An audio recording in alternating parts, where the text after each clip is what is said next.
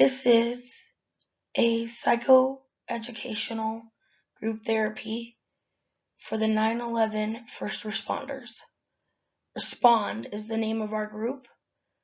Reframe, engage, socialize, process, outreach, and new day and dream. Created by Regina Thompson, Nick Fry, and Janelle Nixon. Respond is a group that is open to anybody who was a first responder on the day of 9/11, 2001. The following will be a brief history, overview of the group, what the group would look like, how we do outreach with a larger scale, and the encompassing ideas and models of psychoeducational group therapy.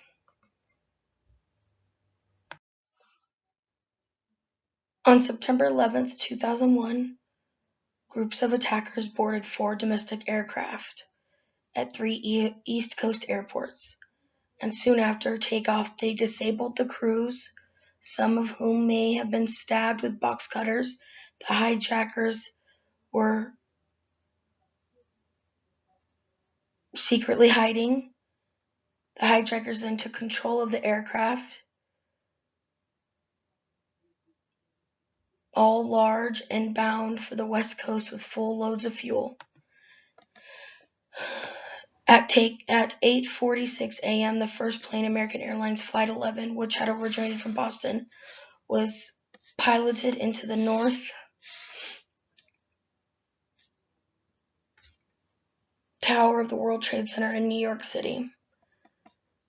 Most observers constructed this initially to be an accident involving a small commuter plane.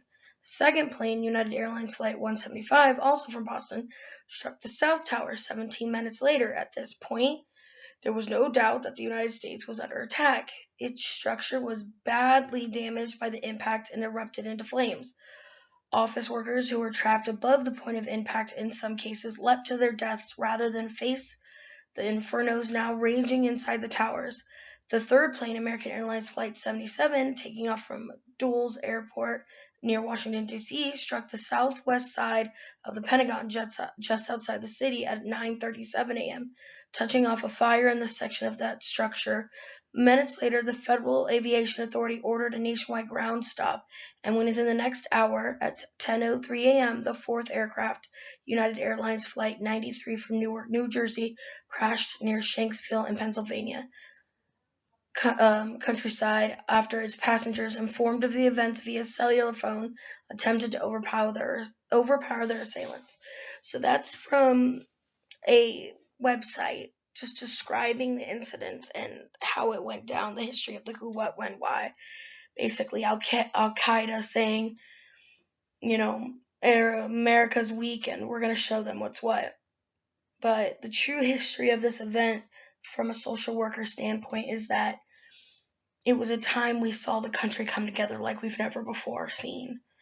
And part of this support group and what we hope to achieve is to help those first responders who spent those first moments there, seeing the devastation of that terrorist attack. It's all about coming together and realizing that it reached every community. I wanted to read an excerpt from Rebecca Solnit's book, A Paradise Built in Hell. A young immigrant from Pakistan, Yusam Farman, was also running from the cloud when he fell down. A Hasidic Jewish man came up to him, took into his hand the pendant with an Arabic prayer on it that Farman wore.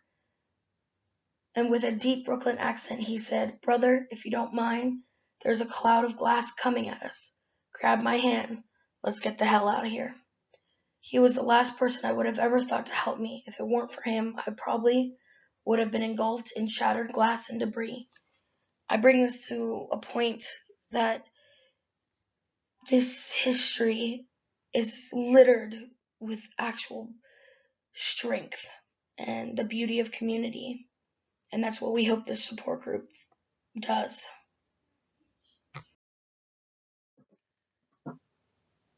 For the purpose of first responders who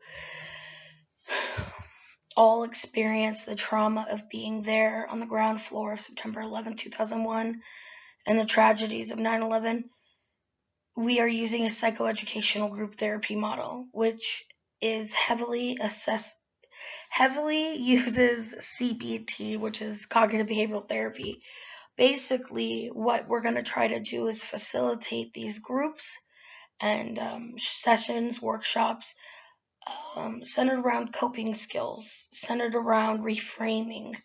As you can see from our title, Respond is the name of our group, which is obviously a play on first responder.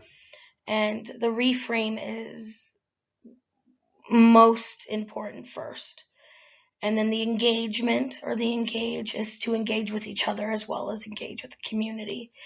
The S for socialize is that in many cases, those who get forms of PTSD or go through trauma have a tendency to isolate themselves because no one else understands what I'm going through, is the mentality. The P for process. Process what you went through, process what you saw, do it in a safe space with those who also experience those things. The O for outreach is always about reaching out to your resources, to your community, to your spiritual leaders, whatever that may look like for you. The N for new day is realizing that every morning you wake up, it's a new day, another day away from that trauma. And then we have dream, which is dream of a better world through the previous actions we described. Dream of that new day. Part of CBT is hugely emphasis on the way we think and avoiding hot thoughts and reframing our thoughts about ourselves and the world around us. So dreaming of more positive things. So our group therapy would be Respond, and we would break it down by session, and we would use evidence-based practices and activities and worksheets to help each member engage and socialize and process.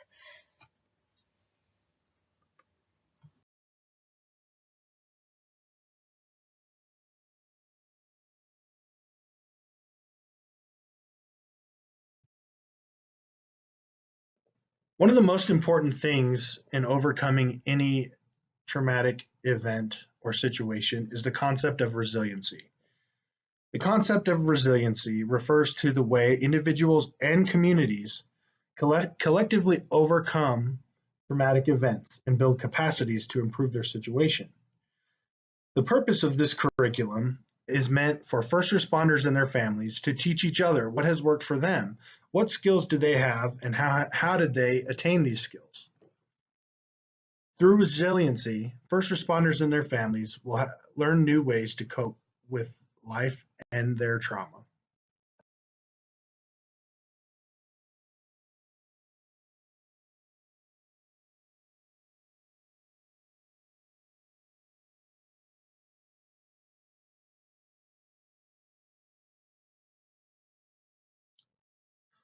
The second phase of the Respond Psychoeducational Support Group is meant to help first responders and their families dealing with effects of 9/11 to come together in order to process the difficult things they have had to deal with and lean on one another for support.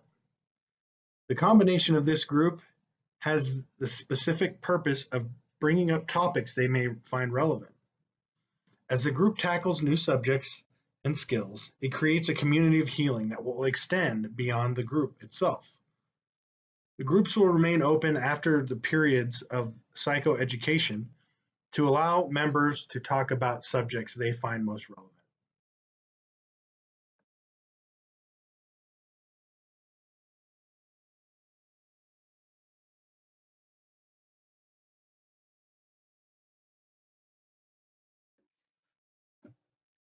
The final phase of the Respond Psychoeducational Support Group is aimed at orienting first responders and their families at the next chapters of their lives.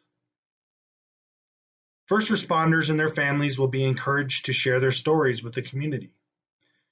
By developing positive narratives throughout the group, first responders can share a message of resilience and honor the memories of those they have lost.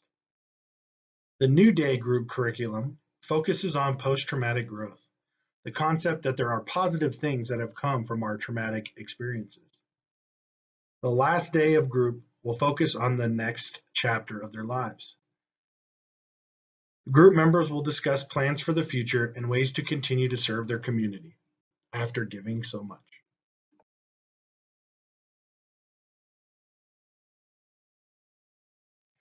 One of the strengths of this group would be that it's open to first responders and their families, which is obviously the group that we're trying to target with the Respond group.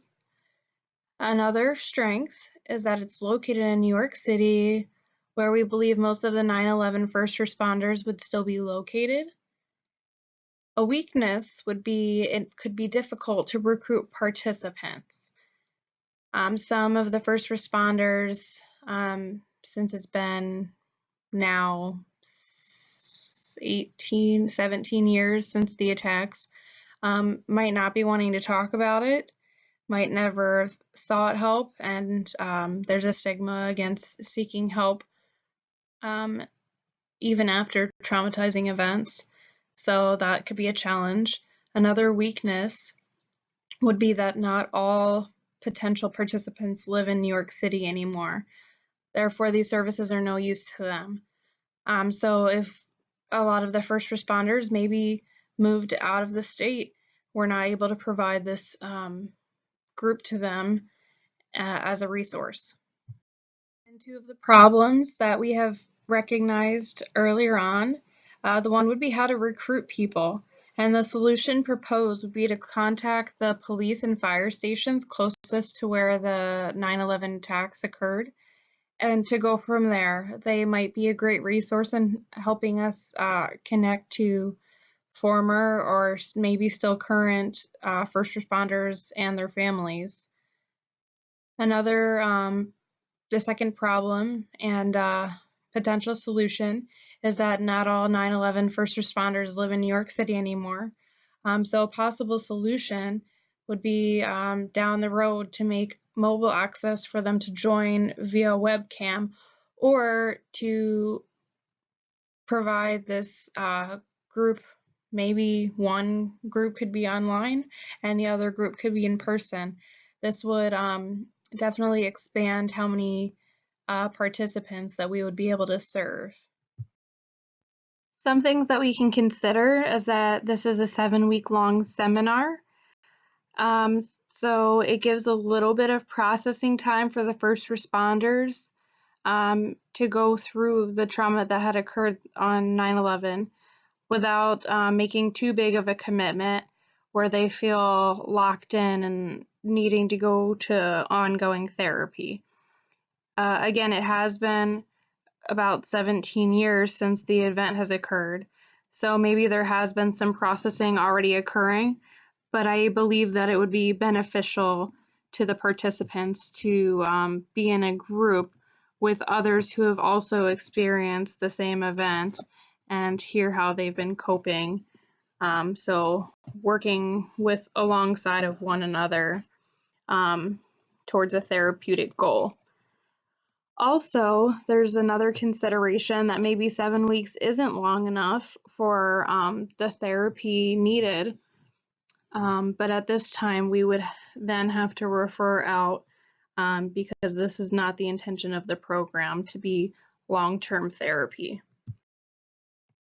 During this project, we made sure, the team members and myself made sure we found a common interest for the population of this psychotherapy group. So we all thought that it'd be really interesting to see what it would be like to create this group for the first responders. Anytime there were differences, because we all had different opinions on how we would create this as a presentation, we were just able to talk through that and make an informed decision and make sure that everyone's voices were heard. There was a lot of open communication. We were constantly in communication with one another throughout the process of the group project. And I believe that the leadership role or style that stood out was democratic leadership, where one person took the role initially, and but everyone else's voice was still heard. So that one person just got the group together and initiated the conversation, and from then on, everyone else was an equal member at that point in time, and we made the project work the best that we could.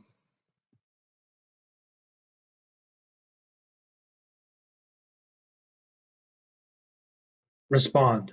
Healing first responders and their families after 9/11. The Respond Psychoeducational Support Group model is a 7-week model intended on engaging members of the community who were involved with 9/11 with the healing process and different skills that will help them process the tragedy.